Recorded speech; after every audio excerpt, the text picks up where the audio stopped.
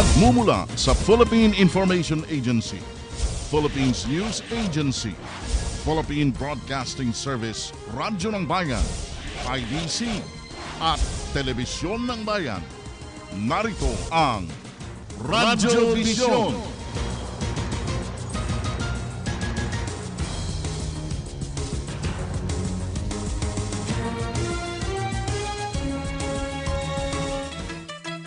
Muli isang magandang umaga Pilipinas, Luzon, Visayas, Mindanao, Vega, Manila. Ngayon po mga kaibigan ay araw ng Martes, November 1, 2016, All Saints Day. Ngayong araw na ito, pista official pa rin mga kaibigan.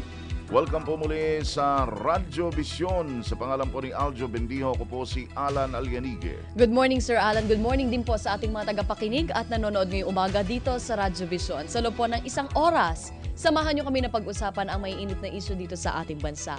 Live kaming napapanood ngayon sa PTV4 at IBC 13. Live streaming naman po sa www.ptvnews.ph. At maaari nyo rin pong i-download ang aming PBS Radio app o PBS Rap sa inyong mga App Store. At kung gusto nyo naman po na makilahok sa aming talakayan at pagbati, maaari kayong mag-text sa 0917-759-3041. At syempre mga kaibigan, kami ho inyong mapapakinggan din sa www.pbs.gov.ph www.pbs.gov.ph. At pag nagbukas na po yung page na yan, pakiclick nyo lang yung buton ng DZRB Radyo ng Bayan sa Metro Manila. Yes, good morning Sir Alan. Good morning. Yes, November 1 na, All Saints Day ngayon. All yung iba Saints nagkakabaligtad Day.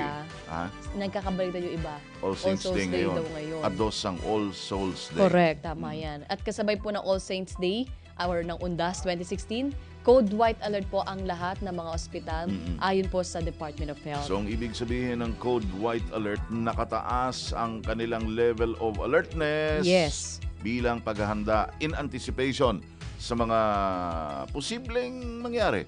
Kung sakasakali, baka mamaya meron na mga insidente mga health-related na related incidents dito sa paggunita ngayong araw na ito ng All Saints Day. Yung mga nahihilo pag pumupunta sa ospital, sa sementeryo, yung mga tumataas ang blood pressure, yung mga nagkakaroon ng heat stroke dahil sobrang init, yan, yung mga bagay na yan. At yung ating emergency team ay nakaantabay po para sa mga emergency conditions. So ang paalala po ngayon ng DOH, wag nang pumunta sa mga sementeryo, itong mga kababayan natin may sakit.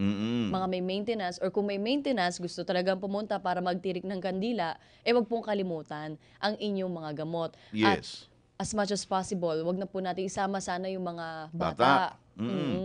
Kasi sila din yung madalas mahilo sa sobrang init.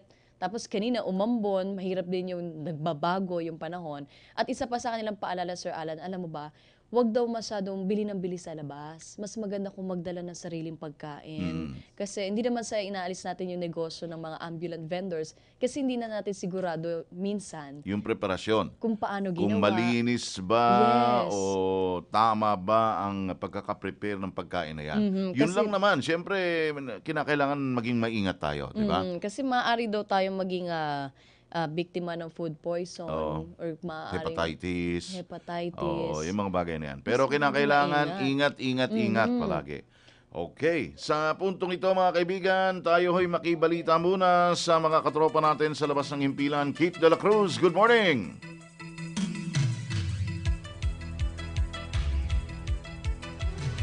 Dito muna tayo sa Maynila. Lawrence Tanhoco sa lungsod ng Maynila. Lawrence, go!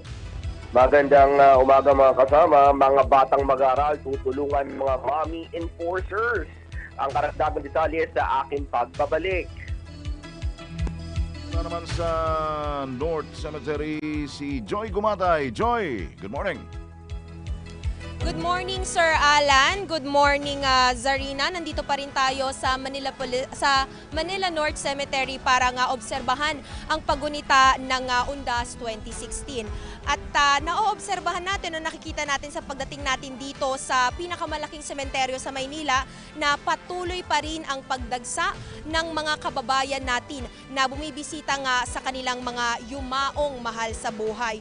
Although konti pa lang ito, no, kasi as of 6 a.m. ngayon ay nasa 20,000 pa lang yung ating crowd count. Kahapon, umabot ito ng 250,000. So ayon sa ating nakapanayam na representative nga ng Manila Police District, inaasahan nila na ito ay aabot ng kalahating milyon. So yun yung inaantabayanan natin dahil malaking issue ngayon dito, Sir Alan, Zarina, ay yung safety and security ng ating mga kababayan.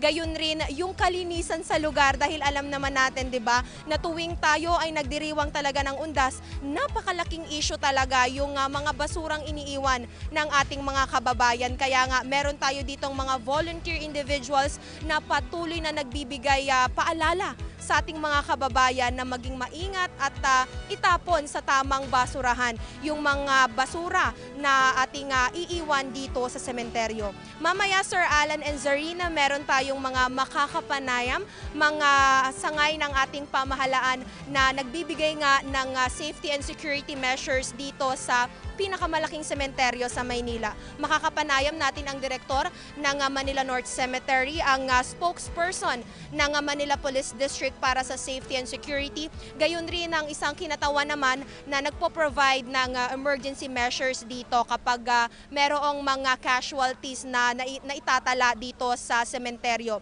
Yan ang ating antabayanan para patuloy nating matutukan kung ano nga ba talaga ang lagay ng ating pagunita ngayong Undas 2016. Balik muna tayo dyan sa studio. Okay, thank you si Joy Kumatay mula po sa North Cemetery. Mga kaibigan, 9 minutes na makalipas po ang alas 6 ng umaga. Ito naman po ang ating words of wisdom ngayong Tuesday morning. Love and kindness are never wasted. They always make a difference. Sa Tagalog po, ang pag-ibig at kabaitan ay hindi kailanman sayang. Ito ay laging nakagagawa ng pagbabago. Mula kay Barbara De Angeles. Thank you, Miss Barbara Yes. De Angeles. Yeah. Love and kindness. Love and kindness. Nako, pagka talaga love nakikita niyo ang glow sa mga mata ni Zarina. No? Okay, sige, explain. Love and kindness, pag ginawa mo talaga, minsan yung iba nang hihinayang pa kasi hindi naman worth it tong isang magmahal? tao. Oo. Ganun ba yun, Anthony? Nanghihinayang daw magmahal ang ibang mga tao? Hindi naman. Kumbaga, ipakita mo lang yung love mo sa kapwa. Not love in general. I mean, love in general. Hindi yung love na particular sa isang tao. Kumbaga, yung pagmamahal mo sa isang kapwa at yung kabaitan mo sa isang kapwa. Minsan yung iba nanghihinayang kasi hindi naman worth it yung taong to na bigyan ng ganun. Hindi, Bigyan ng walang ganyang taong pansin, di ganon. ba? So Lahat ngayon, ng tao huwag isipin ay ganon. worth na Correct. Mahalin. So huwag kayo manghihinayang at huwag niyo isipin na sayang. Kasi yung ganung pagpaparamdam naglalast long sa isang tao eh. Like si Sir Alan, binigyan naman ako ng kape ngayong umaga. Napakabuti talagang tao. Nabola pa. Dala-dala ko na yun habang buhay. Ganon. Pag nakikita ko yung kape, parang si Sir kahapon Alan yun, talaga. Kahapon. Parang related kahapon dun sa words of wisdom yun. Tapos ito na naman. Love and kindness are never wasted. They always make a difference. Yan. Di magpakita ng kabaitan, ng pagmamahal sa lahat. Hindi yun namimili tayo. Hindi dahil ang pakiramdam natin yung taong yun kayang suklian yung kabaitan na binibigay natin. Kaya tayo nagpapakita ng kabaitan sa kanila. No? Kinakailangan kahit sino, kahit na hindi kayang magbalik nung pabor na binigay mo, ay pagkalooban mo pa rin ng pagmamahal. Okay, Wow. di ba? Basta Dahil nababanggit dyan, talaga yung pagmamahal si Zarina talaga. Kakaibang ngiti. Okay. Mga kaibigan, 12 minutos na makalipas po ang alas 6 ng umaga. Mga reports muna sa labas ng himpilan. Radyo ng Bayan. Report. Unahin na natin si Lawrence Tanhoco mula sa lungsod ng Maynila. Magandang umaga, Lawrence. Magandang umaga kasama ang Zarina. Panibagong tulong na naman ang handog ng pamahalaang lungsod ng Maynila para sa mga residente nito. Muli kasing nakabili ang lungsod ng mag-hire ang lungsod ng mga mommy enforcers para dito sa mga kabataang kabataang mag-aaral para magmando ng traffic at alalayan sa pagtawid at pagsakay ang mga bata. Layo ng nasabing hakbang na maiiwas ang mga batang mag-aaral sa anumang aksidente, disgrasya sa kalsada. Ayon kay Manila Mayor Joseph Estrada, malaking tulong ang mga nanay na traffic enforcers na ito para pangalagaan ang kaligtasan ng mga libu-libong batang mag-aaral sa 72 public elementary schools ng lungsod. By sa record ay papalo sa 96 na batang mag-aaral ang nasasagasaan at nabibiktima ng mga aksidente sa daan kada araw sa buong bansa. Ayon naman kay Dennis Alcoriza, hepe ng Manila Traffic and Parking Bureau, 144 na mommy traffic enforcers ang sasanayin nilang bilang auxiliary traffic aides, kung saan 2 babaeng traffic enforcers ang itatalaga sa bawat paaralang elementarya sa buong syudad. Mula sa lungsod ng Maynila, si Lorenz Tanhoco para sa PBS News, Radyo ng Bayan. Maraming salamat, Lawrence Tanhoco. At mula po dyan sa lungsod ng Maynila, punta naman tayo o mamaya yung ibang mga balita natin. Dyan po sa ating mga katropa sa labas ng impilan. Ang oras natin sa buong Pilipinas, meron na tayong 14 minutes na makalipas ang ganap na alas 6 ng umaga. At kaugnay pa rin po ng ating pagdiriwang itong Undas 2016. Makakapanayam natin si Father Arlo Yap at ang topic natin yung kultura ng mga Pilipino ngayong Undas. Magandang umaga po, Father Yap. Magandang umaga, Sir Alan tsaka Sarina. Father, good morning po. Good morning po, Sir Alan. Yan, pag-uusapan natin, tulungan mo nga kami, i-share mo sa ating mga taga-subaybay itong kakaibang kultura ng ating mga kababayan pagpanahon ng All Saints Day at All Souls Day. Ngayon, November 1, All Souls Day. Pero napapansin ng marami, di ba? All Saints Day ngayon. All Saints Day, ayan na. All Saints Day ngayon. Bukas pa yung All Souls Day. Pero ngayong November 1, karamihan sa ating mga kababayan, ngayong araw na ito ginagawa yung pagdalaw sa puntod ng kanilang mga yumaong mahal sa buhay. Bakit nga ba nagkaganon? Dahil kung tutusin, bukas pa yung All Souls Day, ngayon ay All Saints Day. Father Arlo. Opo. Una po, yung All Saints Day, maalala po natin na meron tayong mga banal na may mga kanya-kanya pagdiriwang. No? Mahal na patron na ganito, mahal na patron na yan. Opo. Itong kapistahan nila. But bukod pa doon sa mga may mga feast days nila, sa feast days, meron pa tayong mga banal na hindi na nababanggit. Kaya nga ang celebration nito November 1 sa lahat ng mga sa lahat ng mga banal natin na nananalig sa Diyos na yumao na. Ngayon po, sinasama po natin ngayon sa araw na ito ang ating mga yumao, yung ating mga kabag-anak, mahal sa buhay, na yumao na meron pag-asa tayo na sila rin mapapabilang sa mga saints. Yun. Kaya sinasabi na natin yung All Saints Day ngayon ng ating pagdalo sa ating mga yumao. Na we wish na sana sila mapabilang din sa mga kabanalan na mapapabilang sa harapan ng Diyos. Opo. Okay. Father, kapag ka All Souls Day, nandyan yung mga costume ng aswang, zombies, ganyan. Dapat ba gano'n na parang manaig yung takot sa mga mumu? Opo. Yung po kanilang sinasabing Halloween. Opo. Yung the word Halloween. Kasi din po, Sarina, na bakit pag sa the Our Father in Heaven, hallowed be thy name. Specific translation, Our Father in Heaven, holy be your name. Ibig sabihin, hallowed means holy. So in the first place, ang Halloween should also be Halloween. Di ba? Hindi ka tatakutan. Hindi. Kaya nga ito, I think it is kind of parang hindi totoong practice talaga ng All Saints Day ang Halloween. Na ginawang katatakutan. Kasi nga, it's all about kaluluwa, it's all about ghosts. Ang pinag-uusapan. Kaya nauso yung ganyan mga Halloween parties na may mga costume na nakakatakot. Okay. Pag naman po dadalaw sa mga puntod ng mga namayapang mahal natin sa buhay, may nagtatanong po kung okay lang daw ba kung bulaklak lang and prayers or may mga nawawala talaga or kulang? Oo.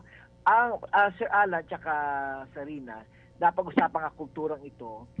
Gusto ko sanang una sabihin na ang kulturang ito ng November 1 ay para sa mga nauna sa atin, mga nauna sa atin na mga mag-anak, nauna sa atin sa kabilang buhay. Yung una sa atin sa kabilang buhay. Pangalawa, yung pagkakatipon natin ay para sa mga nananalig sa Diyos. Pangatlo, tayo nagkakatipon para magdumalaw sa para sa ating mga yumao at dasal para sa kanila. Mhm. Pang-apat, yung dasal natin ay gusto nating abot sa langit. Mhm. Pang-lima, yung dasal natin na abot sa langit ay dasal ng sambahayan, ng sambayanan, ng San Sinukob. Kaya nga tignan mo, Sir Alan tsaka Sarina, undas, una sa atin sa kabilang buhay. Pangalawa, N, nananalig sa Diyos. B, dalaw at dasal para sa mga yumao. Mhm. A, abot hanggang langit ang dasal natin. S, sambahayan, sambayanan, San Sinukob. Undas. Galing. Okay. Ngayon, Father Arlo, doon naman sa aspeto na madalas ginagawa ng ating mga kababayan, di ba? Pag dumadalaw Opo. sa puntod, maliban of course doon sa kahalagahan ng pagdarasal, yan ang importante, di ba? Opo. Naging nakagawian na rin ng ating mga kababayan na magbitbit ng bulaklak, ano? Minsan Opo. agandahan pa nga ng bulaklak sa mga Yes. puntod. Opo. Magbitbit ng kandila, magtirik ng kandila, magsindi ng kandila doon sa mga puntod. Yung iba naman, of course, may paniniwala na magdadala rin ng paboritong pagkain ng mga yumao na Opo. parang ini-offer din doon sa puntod ng ating mga yumaong mahal sa buhay. Ano ho yung mga naging basehan ng ganitong mga nakagawian o tradisyon na ng ating mga kababayan since long ago, Father Allo? Yung pong una, yung bulaklak po, is always symbol of love. Of course. Halimbawa, during Valentine's Day, you offer your flowers sa mahal mo. Pag anniversary rin, you offer flowers. So, yung flowers always about love. It is a symbolism, expression of love sa ating yumao. Okay? Kaya we always make bulaklak para sa kanila. Second, ang kandila is an expression of faith. Faith. Opo. Opo. It's an expression of yung faith natin na that it is better to light just one little candle than to stumble in the dark, especially in matters of faith natin sa Diyos. Kaya nga yung pagdalagay ng kandila is always associated with prayer. Mhm. Yes. Correct. Halimbawa, kapag always associated with prayer. Halimbawa, pag simbahan po, meron doon mga kandilaan po, nagdalagay tayo ng kandila, like sa Manawag halimbawa, symbolizing our prayers. Ayun. So, kumbaga na-associate natin itong liwanag ng kandila sa ating paniniwala. Yan. Ayun. Pangatlo po, Po yung yung mga hindi daw nakapunta ng sementeryo, okay lang daw na magtirik na lang sa pintuan ng bahay. Ay, okay po yung walang problema po as long as we pray for our dead. Mhm. Kasi Kaya iba nga po malayo yung sinasabi ko talaga. sa undas po, U is una sa kabilang buhay, N is nananalig sa Diyos, D is dasal at dalaw, Mhm. A is abot sa langit, at S is sambayan at saka sambayan. Okay. Opo. So, yun, meron po tinatanong kanina, Sir Alan, about yung pagkain nag-aalay. Oh, mga Chinese Meron po karamihan yan, ano po? Tinatanong ko po ako po, Chinese po yung descent ko po. Opo. Pero hindi po ako meron po man tinanong ko po mga Chinese talaga na 100% Chinese. Ang paliwanag po nila, na gusto nila yung mao nila ay kumakain din. Mhm. Pinamabaunan, parang ganyan na on the way to the other side of this life ay meron silang pagkain din. So yun yung parang kasama sila na yung kultura pagdarasal sa mga yumao, pagdalaw sa ating mga yumao, hindi lang kultura ng Catholic Church. Aha. Kundi kultura din po ito, Sir Alan, na iba-ibang culture like the Egyptians halimbawa. They respect their dead, yung Egyptians. Yung Chinese halimbawa. In other words, this is just a culture in respect for our dead. Sa Catholic Church po, we pray for them. Una, para magkaroon ng gantimpala ang lahat ng kabutihang ginawa nila sa atin. Pangalawa, para sa kapatawaran ng pagkakasala. That's why we pray for them. Ayun, okay. Nako, Father Arlo, salamat po dito sa mga insights na inyong pinagkaloob sa ating mga taga-subaybay. Ngayon pong umaga habang ginugunita po natin ang All Saints Day at bukas naman All Souls Day. Salamat Meron po po ng si Alan, Opo. meron po si Alan pahabol. Ito sa aming family po, pag nag-gather po kami November 1, this is also our planning for December 25. Yung magpapasko. Opo. Kaya marami mga families po, nagkakatipon-tipon, and they talk about ang gagawin next sa darating na Pasko. Ayun. So this is Oo nga also naman. part of the culture na po. Pinag-usapan preparation for the reunion or whatever, clan reunion halimbawa for the coming Christmas. That's also their culture din po. Ayun. Oo nga. Totoo Para kasi yan. nagiging reunion na rin yung November 1. As Ayan, official opo, meeting opo. na. That's right. Aha. Opo. Okay. Kasama na, tuhog na po yan. Opo. Yes. Father Arlo, muli salamat po na marami, sir. Magandang umaga po. Malaking karangalan po sa akin. Maraming salamat po sa inyo. Thank you. Si Father Arlo Yap. Alright, 23 minutes po makalipas ang 6 a.m. At sa punto naman po ito, balikan na natin si Joy Gumatay live sa Manila North Cemetery at makakapanayam niya si Police Senior Inspector Ana Simbahon, Manila Police District Spokesperson. Magandang umaga, Joy, and Magandang umaga, Zarina and Sir Alan. No? Katulad nga ng nabanggit mo, ang makakasama natin ngayon ay ang spokesperson ng Manila Police District para makahingi tayo ng latest update patungkol pa rin sa safety and security measures dito sa pinakamalaking sementeryo sa Maynila.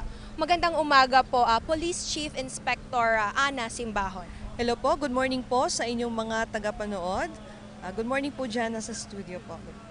Ma'am Ana, update po muna tayo kasi nabalitaan namin na malaking porsyento ng ating mga kababayan na dumalaw kagabi ay nag-overnight stay dito sa sementeryo. So kamusta po ba yung naging lagay ng ating seguridad buong magdamag? So maayos naman, matiwasay, wala po tayong reported incident noong gabi. Noong mga 9 p.m. nakapagtala tayo ng crowd na 250,000 pero medyo bumaba yan kasi umulan, biglang lumakas yung ulan noong 12:40 ng madaling araw at saka noong 2:40 ng medyo umaambon-ambon pa rin, so medyo bumaba yung natin, yung mga nagstay dito, no? So nung mga 3 a.m. halos 20,000 na lang yung naiwan. Okay. So, pero inaasahan natin yung ganitong drastic decrease in terms of crowd count dito sa Manila North Cemetery. Are we expecting it ngayong araw? Yes po, kasi mga ilang araw na rin tayo dito, no? So pang 5 days na natin dito, so marami na rin nakadalaw. Actually, halos umaabot na rin ng 900,000, estimate namin to 1 million na yung mga nakadalaw dito. So utay-utay lang yung dating ng ating mga kababayan. So ngayon, ina-expect na lang namin siguro halos mga 500,000 yung mga darating. So as of 6 a.m., latest update natin, ano yung estimated population count ng ating mga kababayan natin na currently nandito ngayon sa sementeryo? Yes, meron na kaming 40,000 na estimated crowd as of 6 a.m. in the morning. So, pero expected natin na medyo dadami yan, no? Considering na maaga ngayon at marami na rin pumupunta, dumadagsa na rin. Okay. Ma'am, kanina medyo naglibot kami dyan sa harap ng sementeryo na napansin namin na meron tayong dagdag na mga kasundaluhan dito and kahapon medyo hindi sila ganong ka-visible. Is this an additional security measure po para sa kanila? Yes po. Kahapon kasi yung ating Philippine Marines halos nasa 7 lang sila. So ngayon medyo nakita natin siguro halos nasa 20 siguro na personnel. So additional security po natin. So kung whatever eventuality na mangyayari, no, may mga katulong po tayo. So lahat naman po tayo ay nagdagdag ng seguridad kasi ito na yung expected na D-Day talaga natin ngayon. So mas mabuti po yung mas marami, no, para mas masigurado natin yung kapayapaan, security ng ating binabantayan. Ma'am Ana, ay balita lang natin kay Sir Alan and Zarina. Kahapon ay bumisita dito si Manila Mayor Joseph Estrada. Pero po ba ngayon, meron po ba tayong information patungkol sa kung sinong government representative yung bibisita para magsagawa ng security check para sa pagdiriwang natin sa paggunita ng UNDAS 2016? So expected naman natin from the higher headquarters. So maaring dumalaw dito yung sa ating Chief PNP, ang ating Regional Director ulit. Kasi kahapon nandito si General Albayalde, no? Nag-check na rin ang aming District Director, si Police Chief Superintendent Coronel, nag-check na rin siya. So mamaya siguro kasi ito na yung kumbaga highlight ng ating pagdiriwang ng UNDAS. So maaring babalik sila to check sa ating security dito po.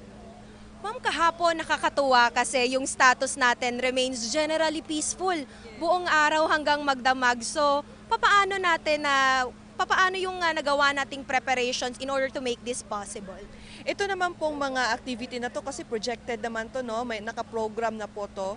So yung security natin, matagal na natin na napaghandaan na rin. Siguro ngayon kasi mas madali sa amin, considering na yung tao, utay-utay yung dating, so hindi mahirap doon pa lang sa entrance.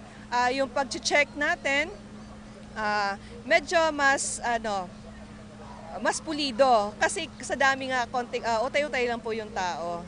Ma'am, final point na lang doon sa mga kababayan natin na sa tingin natin ay nanonood ngayon, napapunta pa lang dito sa sementeryo. Ano ba yung final points na gusto nating ipagbigay alam sa kanila para makatulong sila sa paggamit nga natin ng isang malinis, ligtas at maayos na pagunita ng Undas 2016?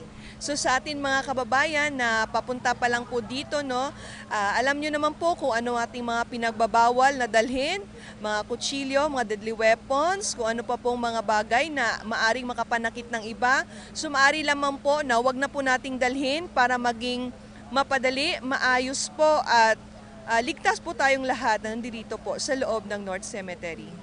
Maraming salamat po, Ma'am Ana. Alam mo, Zarina and Sir Alan, sobrang visible rin ng police post dito sa loob ng Manila North Cemetery. Kaya kung mayroon man na mga insidente o mga kahina-hinalang bagay kayong makita dito sa loob ng sementeryo, huwag kayong mag-atubili na lumapit sa mga miyembro ng ating kapulisan dahil handa naman silang tumulong at magbigay nga serbisyo na sa bawat isa sa ating mga kababayan sa paggamit nga ng isang ligtas na pagunita ng Undas 2016. Balik muna tayo dyan sa studio, Sir Alan at Zarina. Maraming salamat, Joy Gumatay mula sa Manila North Cemetery. Mga kaibigan, 29 minutes na makalipas po ang alas 6 ng umaga. Kumustahin muna natin ang mga updates mula po sa mga lalawigan. Radyo ng Bayan. Report. Unahin na natin ang Hingoog Radyo ng Bayan kasama si Merly Ledesma. Magandang umaga, Merly.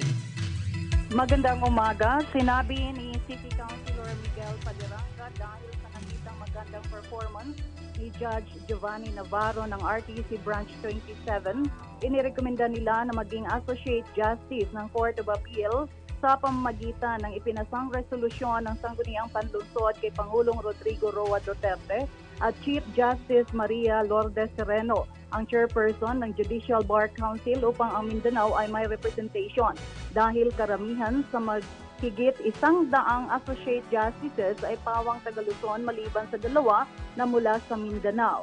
Anya, maliban dito, nagpasa ng resolusyon ang Konseho kay DepEd Secretary Leonor Briones na mabigyan ng pondo ang 15 paaralang may Marcos-type building upang itayo ang bagong gusali pati na ang covered court para sa Don Arbao Central School. Dagdag ni Paderanga, hinikayat nila ang PNP Hingoog sa puspusang kampanya hindi lang laban sa illegal na droga kundi pati na sa illegal number games dahil malaking halaga ang nawawala ng Hingoog dahil dito. Para sa Radyo Vision, ito po si Merly Liacuna Ledesma, Hingoog City, Media ng Bayan. Maraming salamat, Merly Ledesma. At mula po sa Hingoog, punta naman tayo sa Borongan. Radyo ng Bayan, Borongan, narito ang report ni Penelope Pumida. Pen, good morning. Yes, damo nga salamat. Maupay nga aga, Sir Alan at Miss Sarina. Ginawaran ng parangal ni DILG Secretary Ismael Mike Sueno ang pamahalaang panlalawigan ng Eastern Samar at 2 pang bayan nito, Salcedo at General MacArthur, ng Seal of Good Local Governance, SGLG, ang pinakamataas na parangal na tinatanggap ng mga probinsya, bayan at lungsod na nakapagpapatupad ng epektibo at mataas na kalidad ng serbisyo publiko. Nito lang nakaraang linggo sa Sofitel Philippine Plaza, Manila.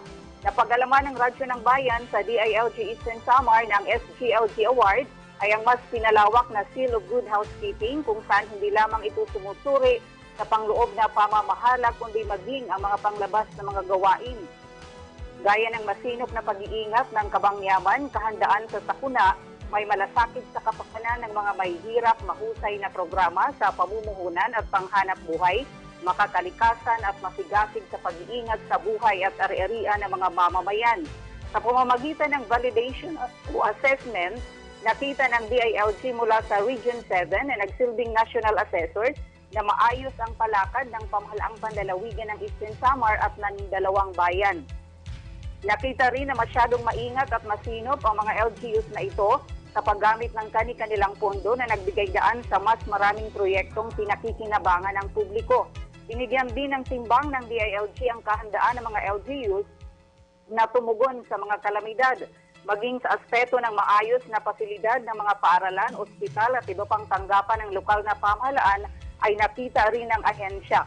Kaugnay nito, ang SGLG Award ay tinanggap mismo ni Eastern Samar Governor Conrado Nicart Jr., Mayor Melchor Mergal ng Salcedo at Mayor Flora T. ng General MacArthur. Para sa Radyo Vision, ito si Pen Pumida ng DYES Borongan Eastern Samar, Media ng Bayan. So much. Yan po si Penelope Pumida mula sa Radyo ng Bayan, Borongan, at yan ang isa pang sigwada ng ating mga provincial reports. Radyo ng Bayan. Report. Sa punto naman pong ito, puntahan natin live sa PTV4 Studio si Audrey Goriseta para sa kanyang mga balita ngayong umaga. Magandang umaga, Audrey.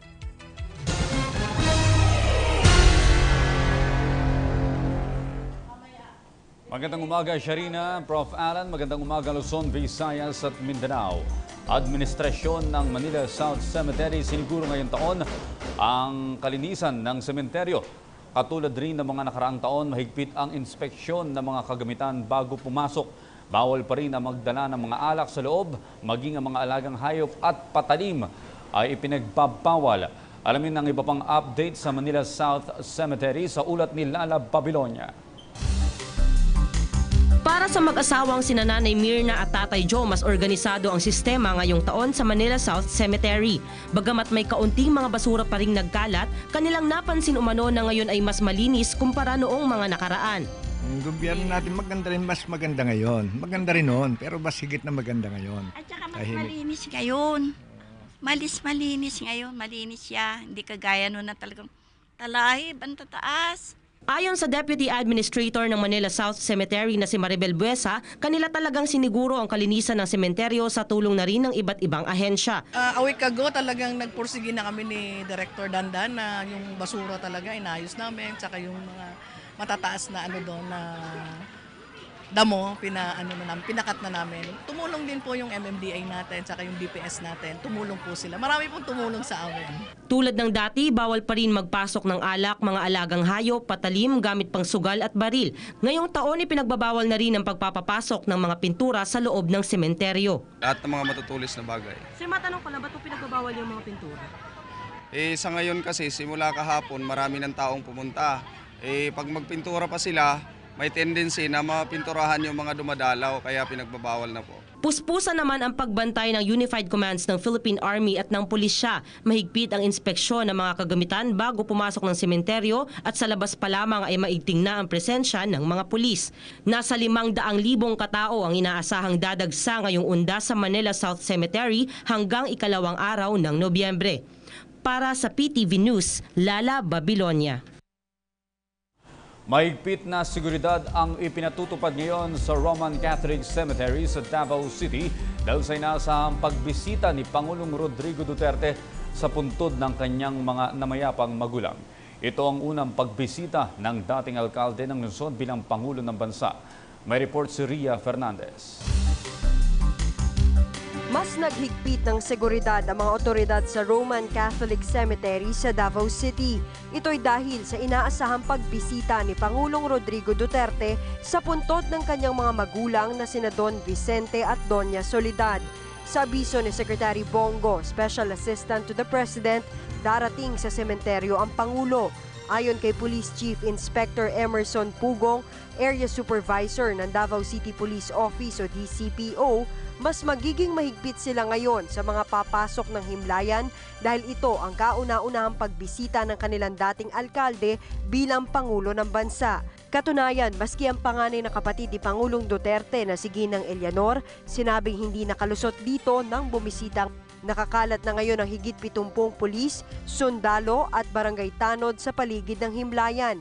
May mga nagbabantay na rin sa mismong mausoleo ng pamilya Duterte. Ang security dito sa cemetery, deployed na po lahat yung personnel natin at lahat ng perimeter ay may nakadetail na sa entrance, sa exit, may nakadetail na tayo na personnel doon. Sa kapulisan, kompleto na ang deployment. Dito rin yung Task Force Davao na kasama namin na nasa perimeter ng cemetery. Samantala, binubusising maigi ang mga dalang gamit ng mga bumibisita para masigurong walang maipupuslit na kontrabando sa loob ng sementeryo. Para sa PTV News, Ria Fernandez, Davao City. Samantala, kontento naman si Pangulong Duterte sa inilatag na seguridad ng mga kinauukulang ahensya kaugnay sa paggunita ng undas. Ayon kay Presidential Spokesperson Ernesto Abella, nauna nang nagpatupad ng mahigpit na seguridad ang mga otoridad para na rin sa kaligtasan ng mga magsisiuwian sa kanilang mga probinsya. Nagpakalat na rin ang pambansang pulisya ng kanilang mga tauhan sa iba't ibang sementeryo sa bansa. Nang sa gayon matiyak ang kaayusan at seguridad sa pagdaraos ng undas. Sa iba pang balita, mahigpit na seguridad pa rin ang ipinatutupad ng mga otoridad sa Manila North Harbor. Ito'y sa kabila ng kakaunti lamang ang mga pasaherong nagsisiuwian ngayon patungong Visayas at Mindanao. Samantala, tiniyak naman ng Armed Forces of the Philippines na wala silang namomonitor na banta sa seguridad ng bansa. May report si Waywaya Macalma. Hindi gaya noong isang linggo ay madaming pasahero ang nais umalis ng Metro Manila. Pero ngayon ay iilan na lamang ang mga pasaherong paalis at patungo ng Visayas at Mindanao. Sa kabila niyan ay mahigpit ang seguridad na ipinapatupad ng mga otoridad sa loob at labas ng pantalan. May mga sundalong nakadeploy sa Pier 4, ngunit siniguro lamang ito ng mga otoridad na walang banta sa seguridad silang namomonitor. Tungkulin po talaga namin ito na mag-assist sa mga pasahero, sa mga surroundings po natin. Kumbaga, it's part of our job eh. So wala po silang dapat ikatakot. Common na po sa isang lugar, lalo na po sa mga ganito, na mayroon taga mga security measures na pinatutupad. Sa ngayon ay walang naitatala ang PNP ng anumang reklamo o mga insidenteng nawawala ang kanilang mga bagahe. Actually, hindi namin in-expect na mayroon nandito sila eh. Kasi usually kami nandito lang, Coast Guard. Baka tulong na rin nila ma'am para sa undas. Sir, ano to? Pero walang threat? Wala naman mo. Walang threat na i-memo sa amin, nasabi sa amin, wala. Peaceful po. Maliban na lamang sa mga kanselado, ang dahilan ng shipping lines ay delayed ang kanilang mga biyahe dulot ng bagyong Lawin. Sa kabila nito ay umaasa ang mga otoridad na magiging mapayapa ang kanilang pagbabantay sa undas. Ayon sa Philippine Coast Guard, wala silang naitatala ng mga sasakyang pandagat na lumabag na overloading. Pero sa susunod na linggo pa inaasahan ng mga otoridad na babalik sa Maynila ang mga nagbakasyon mula sa Visayas at Mindanao. Para sa PTV News, ako si Waywaya Macalma. Samantala, hindi lamang ang mga nicho sa sementeryo ang dinadagsa ng mga tao para dalawin ang mga namayapang mahal sa buhay tuwing undas, kundi maging ang mga columbary o ang lugar kung saan inilalagak ang mga abo ng namayapa. Sa halip na tradisyonal na kandila ang itinitirik para sa mga namayapang mga mahal sa buhay, e-candles na lamang ang ginagamit sa loob ng columbary. May report si Eunice Monte. Ngayong panahon ng pag-alaala sa mga mahal natin sa buhay na namayapa, unti-unti na rin nagdadagsaan ang mga tao sa kanya-kanyang puntod ng yumaong kamag-anak. Bukod sa mga nicho at sementeryo, dinarayo na rin ngayong undas ang ilan sa mga columbary o yung lugar kung saan inilalagak ang mga abo ng mga namayapa. Kagaya na lamang ng St. Therese Memorial Columbarium na mayroong 5,000 nakalibing na abo. Ayon sa Senior Vice President nito, marami na rin ang naiengganyo sa ideyang ito dahil bukod sa walang monthly maintenance ay maaaring iuwi ang abo ng mga namayapa kapag may okasyon sa pamilya. Here you can practically hold your departed loved ones because there is this urn that you get to see, you can open.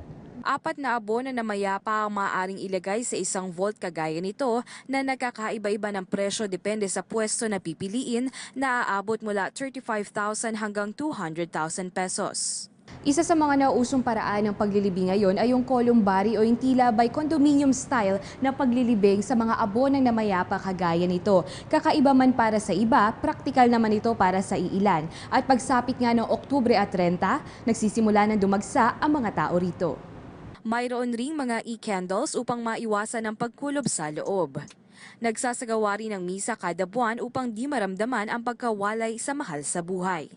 Matatandaang bago mag-undas ay nagpalabas na rin ng simbahan ng pahayag ng kanilang pagtutol sa pagsaboy ng mga abo sa dagat.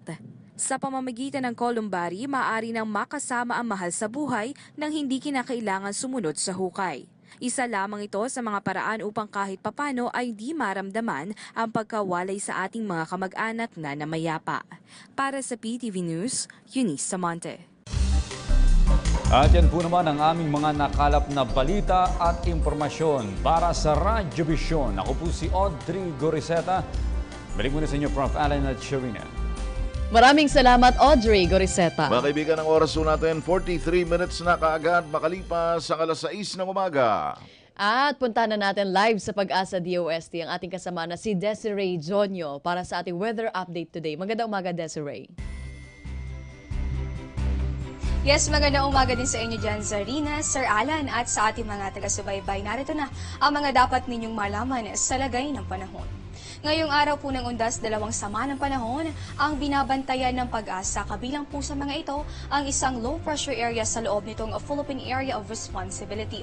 Alas 4 kaninang umaga, yan po ay namataan sa layong 645 km silangan naman nitong Surigao del Sur. Ayon po sa Pag-asa, mababa yung tsansa na ma-develop ito sa pagiging isang ganap na bagyo. Pero ang mas binabantayan ngayon ng Weather Bureau ay yung isang low pressure area na sa labas pa naman ng ating boundary. Ito po ay namataan sa layong 1,925 km silangan ng Mindanao.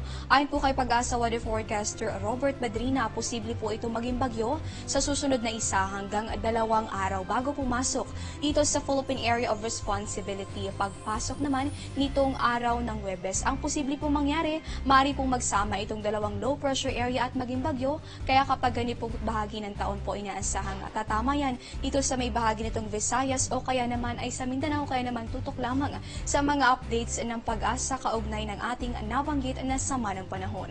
Ngayong araw naman inaasahan natin ang patuloy na pag-iral nitong Intertropical Conversion Zone, partikular na dito sa may bahagi nitong Southern Luzon, gayon din sa Visayas at sa Mindanao. Sa mga susunod na oras, inaasahan natin makakaranas ng maulap na kalangitan na may tsansa ng may hina hanggang sa katamtamang pag-ulan. Yung mga lugar na sakop nitong Visayas, gayon din sa Mindanao, kasama rin dyan itong Bicol Region, pati na rin yung bahagi nitong Calabarzon hanggang sa may Mimaropa.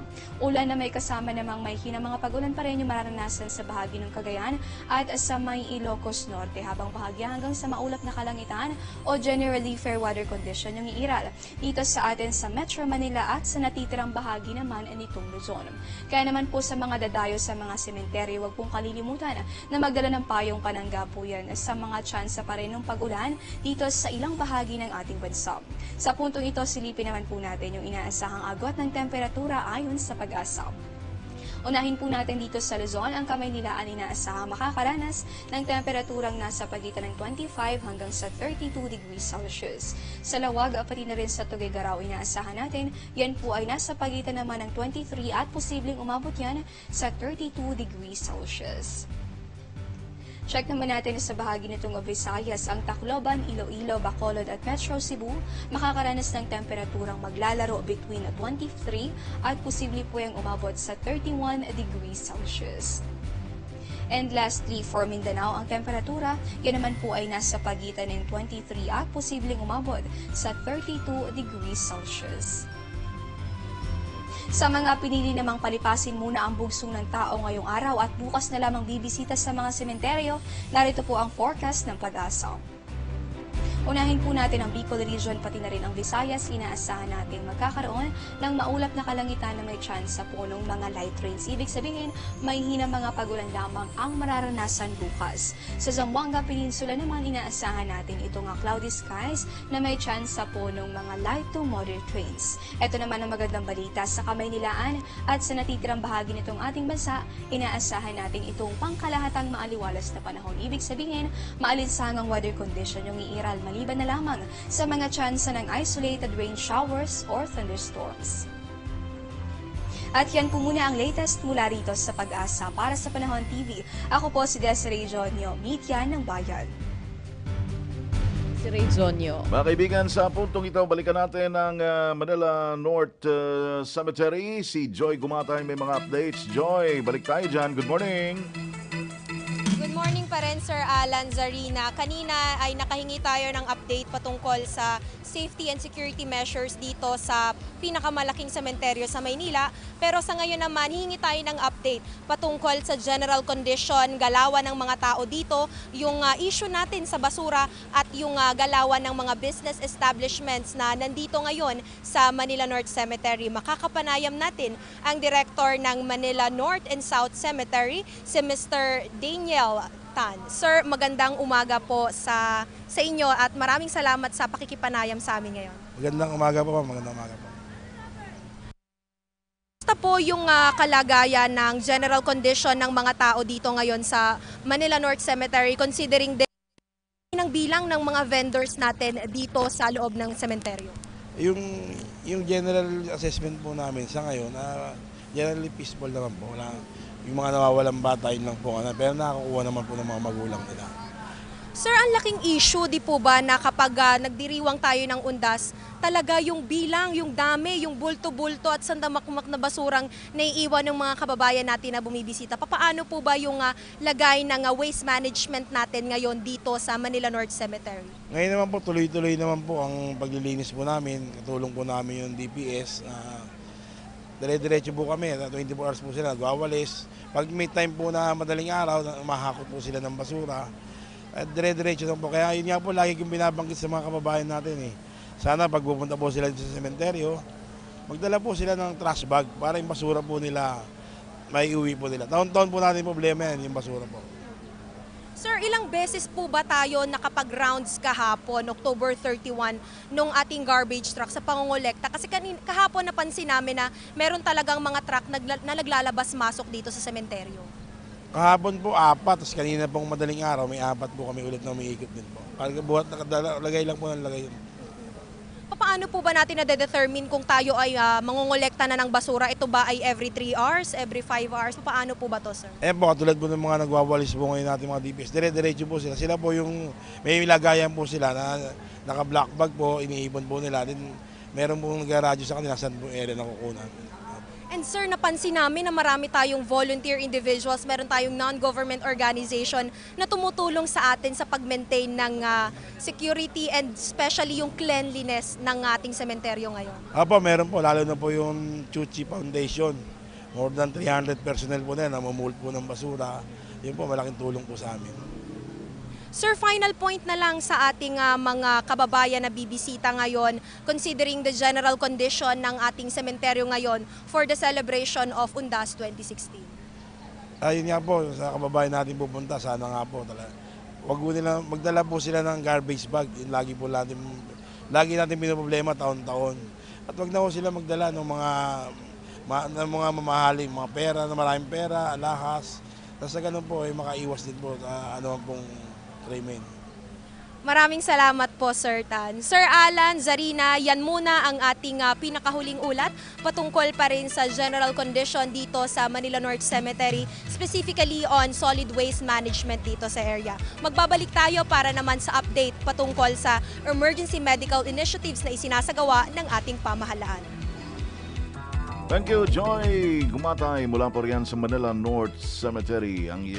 Actually, isa yan sa pinakamalaking sementeryo dito sa Metro Manila. Public cemetery naman kasi. Nabanggit niyo po, di ba? May mga may impluwensya, sikat na mga tao na nakalibing din doon na isa rin sa bisitahin o binibisita ng ating mga kababayan doon sa Manila North Cemetery. At the same time, sa South Cemetery, marami po. Yan, okay. Sa puntong ito mga kaibigan, balita naman mula sa mga lalawigan.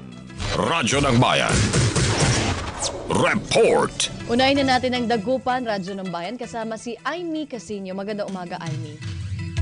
Okay, maraming salamat kasama ng Zarina at kasama ng Alan. Sa ikalawang pagkakataon, muling tinanggap ng lungsod ng Dagupan ang Seal of Good Local Governance o kay pagkilala sa katapatan at kahusayan ng pamahalaang lokal. Mismong si Mayor Belen Fernandez ang personal na tumanggap ng naturang parangal mula kay DILG Secretary Ismael Sueno na ginanap sa seremonya sa Pasay City. Paliwanag naman ni DILG City Director Roderick Dawis na pumasa ang lungsod sa 3 pangunahing batayan, gaya ng Financial Administration o kay Good Financial Housekeeping, Social Protection at Disaster Preparedness. Pumasa rin ang syudad sa iba pang kategorya tulad ng Business Friendliness and Competitiveness, Peace and Order at Environmental Management. Ito na ang ikalawang Seal of Good Local Governance Award ng Dagupan City patapos gawaran din ito noong nakalipas na taon. Para sa Radyo Vision, Amy Casinio, Dagupan City, Media ng Bayan. Maraming salamat, Amy Casinio. Mula sa Dagupan, punta naman tayo sa Jolo, Sulu. Naritong report ng Radyo ng Bayan, Jolo. Nasra Ani, good morning. Magandang umaga at maraming salamat. Nakalatag na ang lahat ng kakailanganin para sa paggunita ng undas ngayong araw dito sa bayan ng Jolo. Naihanda na ng Jolo Municipal Police Station, PNP Special Action Force at Jolo Internal Defense Force ang seguridad upang matiyak maayos at payapa ang paggunita ng araw ng mga patay. Katuwang din ng pamahalaang lokal ng Jolo sa pagsasaayos at pagpapatupad ng lahat ng panuntunan ngayong araw. Ang Barangay San Raimundo Bureau of Fire Protection, Jolo Coast Guard Station, Philippine National Red Cross Unit Chapter, Jolo Emergency Rescue Network, Rural Health Unit Jolo, at mga volunteer mula sa iba't ibang sektor. Inaasahan daan-daang pulis at sundalo ang ipapakalat sa loob at labas ng Mount Carmel Cemetery sa Martires, Jolo. Ito ang kaisa-isang himlayan ng mga Katoliko dito. Katabi nito ang libingan ng mga Protestant, ng Mason, Chinese at iba pa kung saan libre rin ang inaasahan magdagsaang. Tiniyak ni Barangay Chairwoman Amelita ng San Raimundo na ligtas ang sinuman dadalaw sa puntod ng kanilang mga mahal sa buhay. Nauna nang pinangunahan ng mga kinauukulan mula sa nasabing barangay ang pagsasaayos at paglilinis ng Mount Carmel Cemetery noon pang October 22. Nasundan ito ng kanya-kanyang paglilinis at pagpapapintura ng nicho ng kani-kanilang mga namayapang mahal sa buhay. Kasabay ng pagtutok sa mga sementeryo, tuloy-tuloy din ang pagsasagawa ng mobile at foot patrol at maging ang checkpoint operations ng nagsanib na sundalo at pulis na nagpaalala na huwag magdala ng mga ipinagbabawal. Para sa Radyo Vision, Nash Ani nagulat mula sa Jolo, Sulu, Media ng Bayan. Thank you, Nasra Ani. Mula po yan sa Radyo ng Bayan, Jolo, Sulu. At yan ang ikalawang sigwanda ng ating mga provincial report. Radyo ng Bayan. Report. Muli naman po nating balikan si Joy Gumatay mula sa Manila North Cemetery. Magandang umaga, Joy. Zarina, yung pagpapalit ng weather condition natin, biglang lalamig, biglang iinit, biglang sisikat ang araw at biglang uulan, sobrang laking bagay na nakakaapekto sa health conditions ng ating mga kababayan. At considering nga na itong Manila North Cemetery ay pinakamalawak na sementeryo sa Maynila, grabe yung pagdagsa ng mga tao. Kaya ngayon makakasama natin, makakapanayam natin ang isa sa mga representatives ng emergency medical team dito sa Manila North Cemetery para malaman kung ano yung mga measures and initiatives nila to make sure na magiging ligtas yung ating mga kababayan na bibisita dito ngayon sa sementeryo. Makakasama natin ang emergency medical technician ng First Aid mula sa Manila City Hall. Sir Victor Dano, magandang umaga at maraming salamat sa pakikipanayam sa amin ngayon. Good morning po, salamat din. Sir, kahapon ay nabalitaan namin na malaking porsyento sa ating mga kababayan na dumalo sa sementeryo ay nag-overnight. So kamusta? Ano yung emergency updates natin? Ano ba yung nangyari kahapon in terms of health conditions ng mga kababayan natin? Well, kahapon po karamihan ng nagdumulog sa aming first aid station nagpa-check po ng kanilang BP kasi ang number one po na problema is hypertension. So karamihan po mga galing pa po sa malalayo, so naglalakad sila going papasok dito sa loob ng sementeryo. So ano yung maia-advise natin sa ating mga kababayan na papunta pa lang dito sa Manila North Cemetery para hindi na nila maranasan pa yung pagtaas ng blood pressure at hypertension? Bali kung nagme-maintenance po kayo, uminom po kayo ng maintenance bago po umalis. Then magdala rin po ng extra na medicine for maintenance. Then magdala po tayo ng maraming tubig dahil mainit, maraming tao, crowded. So kaya doon tumataas ang blood pressure. Then isa pa is yung malayong lakarin. Dahil alam po natin na ang Manila North is isa sa pinakamalayong sementeryo sa Pilipinas. 54 hectares, so sobrang laki talaga. Pero kahapon ang issue natin ay yung mga nahimatay na mga bata, hindi po ba sir? Ano po ba yung nangyari doon sa mga bata? Bakit po sila nahimatay? Yung bata po naglalaro po sa ibabaw ng nicho. So nadulas o nalaglag, nabagok. Yun po yung naging case niya. So binigyan naman po ng paunang lunas ng ating Manila Health kasi meron tayong mga doctors dito. At sila na rin po nagdala sa ospital. Maraming salamat po sir. Final point na lang po, aside from bringing their maintenance medicine and waters, of course, kailangan natin yan. Ano pa po yung dagdag na maipapayo natin sa ating mga kababayan para maging ligtas yung pagbisita nila sa sementeryo? Well, bago naman pumasok, sinecheck ng ating kapulisan kung ano yung mga bawal o hindi dito sa pagpasok sa sementeryo. Una-una po, kung kasama po yung mga bata, lagi po nating gabayan sila. Kasi yun nga po, yung naglalaro sa ibabaw, madidisgrasya, hindi po natin maiwasan yun. Kahit anong ingat po natin Pero naka-standby po kaming mga medical emergency po rito. Maraming salamat po, Sir Victor. Alam mo, Zarina and Sir Alan, hindi talaga may iwasan sa ating mga Pilipino na isama yung mga anak natin, gayon rin yung mga matatanda sa paggunita ng undas dahil ito ay nagsisilbi na ring reunion. Sana lang tayo ay makipagkooperasyon sa ating mga sangay ng pamahalaan para tayo ay magkaroon ng isang ligtas, matiwasay, maayos at malinis na paggunita ng undas 2016. Para sa Radyo Vision, ako si Joy Gumatay mula dito sa Manila North Cemetery. Maraming salamat, Joy Gumatay. Mamaya pa. Bye-bye tayo. Butch Hamon, nandito na sa ating studio. Good morning. Good morning. Good morning. Okay. Ma'am Sarina. Welcome back. Okay. Attorney Butch, Salamat. anong tatalakayin mo mamaya Gusto ko lang sa i-discuss programa? yung Manila, yung emergency powers para sa traffic siguro. Yan. Yung nakakasada Oo, kasi ang deadline nila is bago matapos or bago yung Pasko. That's right. Ay ipapasa na ito emergency powers. Yes. Okay. Okay. Bye-bye time. Gusto po namin magpasalamat sa lahat ng mga nag-text, nanood at nakinig ngayong umaga dito sa Radyo Vision. At kung na-miss po ang aming edisyon ngayong umaga, maaari kayong mag-log on sa youtube.com. Muli, ako po, si Zarina Lusuegro. At sa pangalan naman ni Aljo Bendijo, bukas nga pala makakasama nyo na muli si Aljo Bendijo. Nakapiling nyo this morning, ako po si Alan Alianige. Hanggang bukas sa pagbabalik ng Radyo Vision.